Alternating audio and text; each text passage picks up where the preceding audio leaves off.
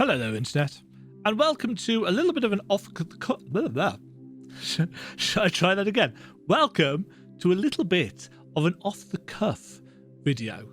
I just booted up Steam and noticed along the top of the news bar in my library, I should probably blur out what games I couldn't have got installed, that there was an announcement for Blasphemous, which, as many of you know, was a game that I very much enjoyed. The Stir of Dawn free DLC launching August the 4th, which is in a week and a half, 2 weeks, something like that. Sinners, you have been patient and pious since the announcement of free DLC coming to Blasphemous at the end of last year. Now, today, we are very excited to share that on the 4th of August, you'll be returning to Custodia in the Stir of Dawn, a free DLC for all owners of Blasphemous. Originally planned for earlier on, they decided to expand further on the initial plans, following community feedback, to create a DLC truly worthy for those that take on the mantle of the Penitent One. But the blessings of the miracle, that time is now upon us. There's a trailer here. I'm going to watch that in a second. Let's see what the actual options are. New Game Plus. Good choice. A new optional 3 penitence system. Tells us nothing about those. New storylines, NPCs, bosses, enemies, and areas to discover. Yes, areas. This makes me very happy as a map maker. New executions and counter attack mechanics. Revamped revamped map system with more fast travel locations. I wonder whether this will completely invalidate the work that I did putting a map together for the guides section. New items, animations, and level art reworks. Updated voice acting, including a full Spanish language option. Balance changes, including buffed prayers, rosary bead, and sword heart updates, plus enemy tweaks. There's a little gif there of a new animation. That looks disgusting. I like it. Oh, and it covers him in blood as well. That is brutal. Each week up until the launch, we'll delve deeper into what awaits. We've got this lovely piece of artwork first of all. Let's take a look, shall we, at this trailer. The Stir of Dawn, 2 minutes worth of trailer. Peggy 16. I was a bit louder than I expected. A new dawn approaches Custodia.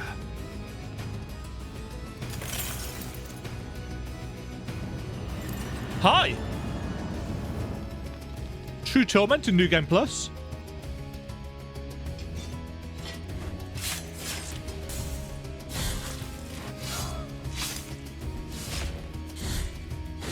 Yeah, so they've improved the fluidity of the combats. Oh! They disemboweled her. New story content. Hi. Ooh. Immensity of the Molten Thorn. New boss. Many bosses. Choose your penitence. Oh, modifiers. I'll read through that in a bit. New colours. New areas, map and warp points. Okay, they've redone the map entirely by the look of it. New artwork. New traversal mechanics. That look customizable area. Spanish translation. Wow. And really cool art. And you can pet the dog. Looks like a lot. Looks like a lot of work went into that. Let's go through some of the bits and pieces. First of all, this looks like a mirror. A mirror cracking behind a gate, letting out something. Whatever this thing is New Game Plus. So that enables you to go through the game again and take advantage of all the new things. These are areas that we've seen before. That's down in the sewers. I don't quite recognise that with the door. That's down in the catacombs. Yeah.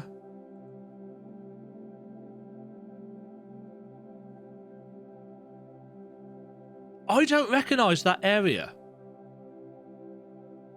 I recognise the enemies, but I don't recognise this ladders climbing bit.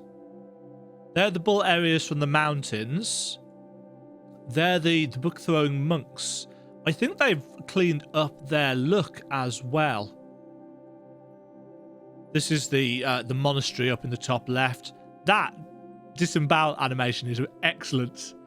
New story content. Obviously, as a writer and English teacher, this is what I'm interested in. So we've got a few details. This is the cathedral rooftops, and we've got this strange, twisted, I'm going to say man, with who has clearly skipped leg day, but he's got. Oh, and you can't see this because my head is in the way.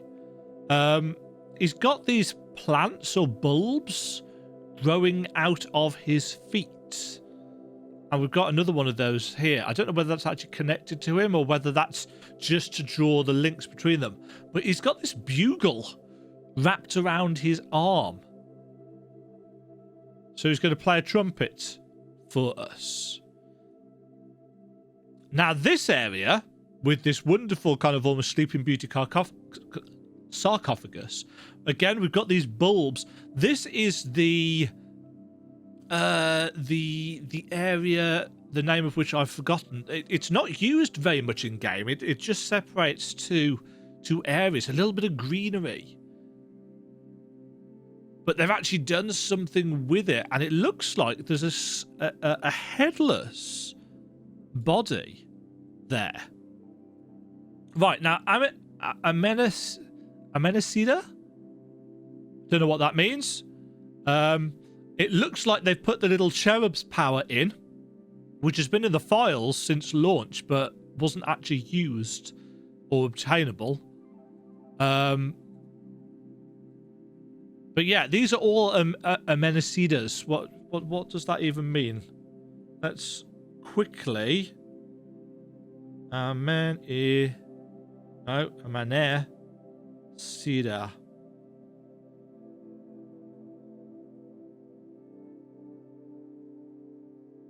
It's Spanish, obviously. Dawn. It means dawn. So maybe that's why you've got the sunrise there. I really like the background. It almost looks like they've smoothed out some of the pixelization, and they've got more colors in it than previous. I mean, I've always liked the artwork in this game. An old guy reaching out of the body of a young monk, and he's got his feet stapled to a wooden board. I mean, what? Lourdes, the first of the Amenacidas. And again, we've got this lovely kind of sunrise. Mind you, that looks like the moon up there. Amenacida of the Golden Blades. Right, this was the bit that I know I needed to pause for because there was text on screen. Right, so these are, I'm guessing, modifiers that you can choose at the start of the game to alter your run. Your skin is torn, only your will keeps you going. Every attack you receive makes you lose one life orb. Your sacred equipment is affected by the miracle. Bile flasks regenerate several orbs over time, but suffering damage stops this process. Your enemies are unrelenting.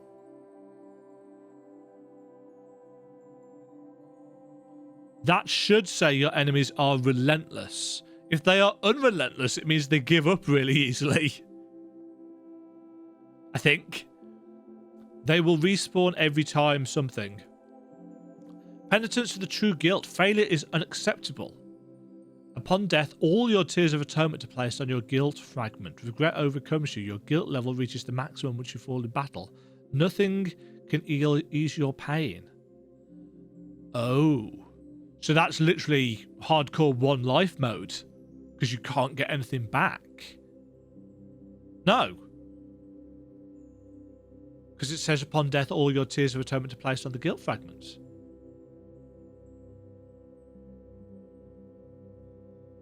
So it's just no healing mode. And flask refill your fervor instead. So you have to use prayers more. Penitence of the unwavering faith. Your sword arm weakens. Mere culprit attacks are half as effective. So half damage. Fervor regenerates over time, so you can use spells more. Pain makes you lose concentration. The damage suffered reduces your fervor stocks, so you take damage to your magic. So this is kind of a prayers only mode. Well, no, not prayers only, but prayers are more powerful. Interesting that there were 4. So those are the three agonies, the 3 witches. New enemies. Yeah, so we've got new colours, obviously, but we've also got these things in the background. Is that an enemy? Couldn't even tell what happened then.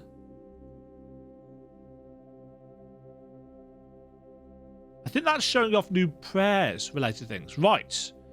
New areas, map, and warp points. Obviously, there's going to be new areas, but these are the new warp points. This looks like a shrine carried on the backs of people in the village. Now, yeah, so they've definitely upgraded the map. One moment.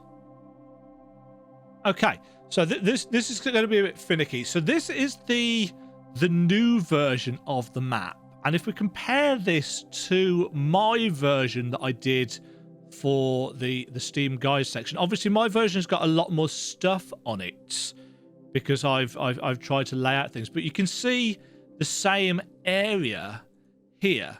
You know, you've got your save points, so it looks like it's higher resolution. So we've got an extra underground area here that's not in the original. That's the warp point. That's the sword shrine.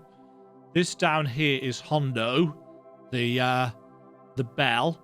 It's I don't know why I'm trying to scroll down there. That's not going to work. But it seems like it's more kind of fluidly linked together, more stylized in a way that makes sense for the game's aesthetic. It's overall pretty much the same. So it doesn't look like I'm going to have to... one thing I will say, actually, is that they've stretched it that way. It looks like they've made the rooms more... Because this map that I've done it's screenshots that I've upscaled from the original map. And one thing that I noted in various places whilst putting this together was that in some areas, like here, for example, the map doesn't actually line up properly because you know it's slight pixels out in places. So I'm assuming that they've probably... In fact, is that section... I don't think this bit goes far enough across, does it? No. There were also other things marked on this map. Are these shrines? Yeah, they are.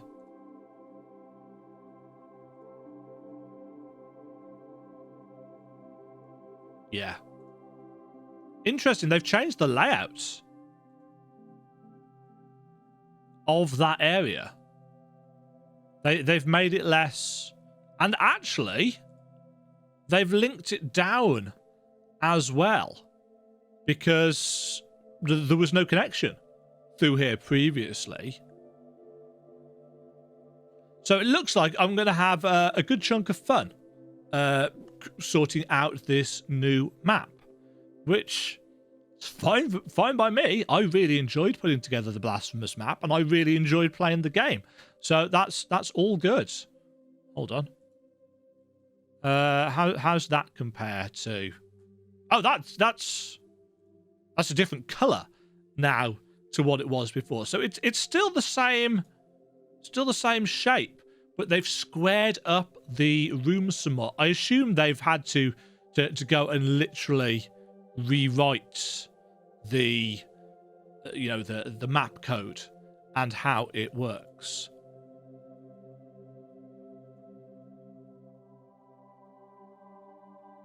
But yeah, what was that area called? Ferrous Tree. Ferrous meaning related to iron.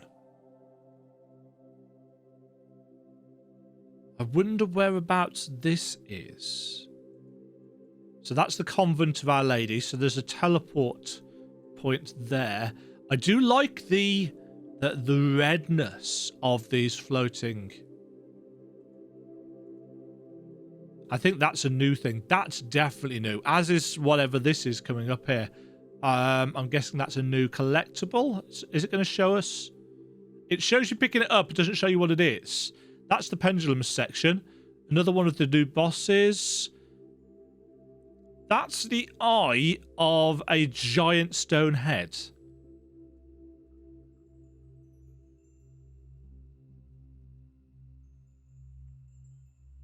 This looks like the cistern.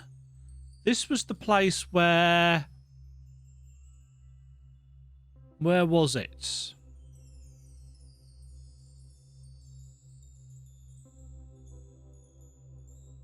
Up here, where Socorro and what's the face was.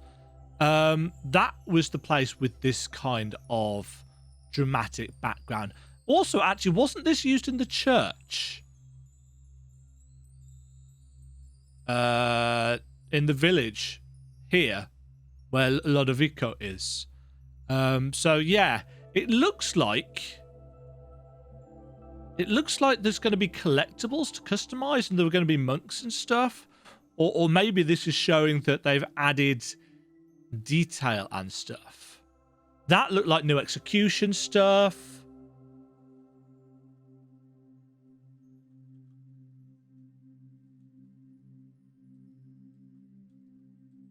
Yeah, that's new. So that looks a lot like the salt dunes. Again, down in the catacombs with these plant bulb things. Looks like a cave that we can go in. And now this is just flashing up. Those are the suicide guys. There's more detail in the background. There seems to be roots and stuff growing through places where I don't think there were any before.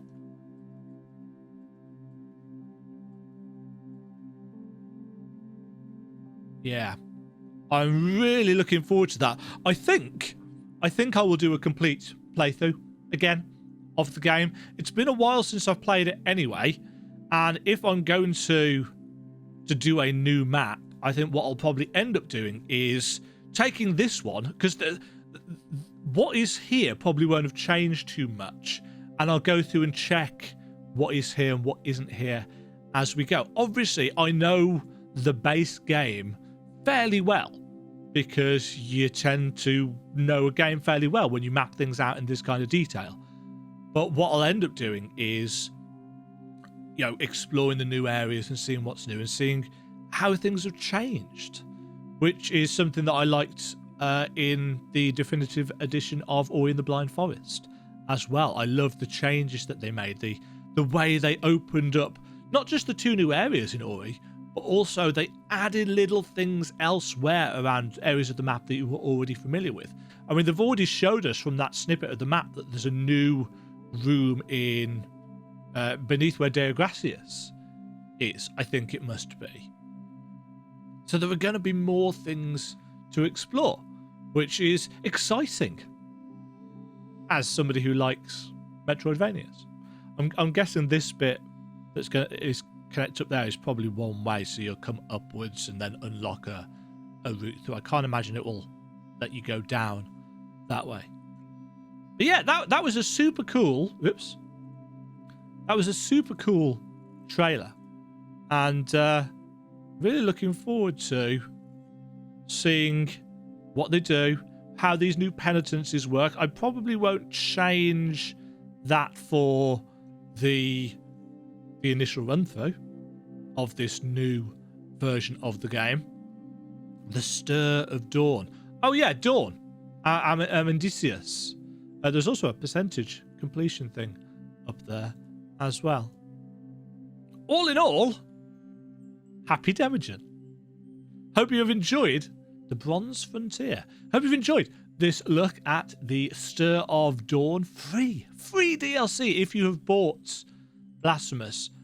You get this for free, and it's quite cheap, and has been quite cheap on various sales on Humble and Green Man Gaming for a while now. So now might be a good time to, 4th of August, not far away. I'll catch you back here for a complete new playthrough, I guess, in August.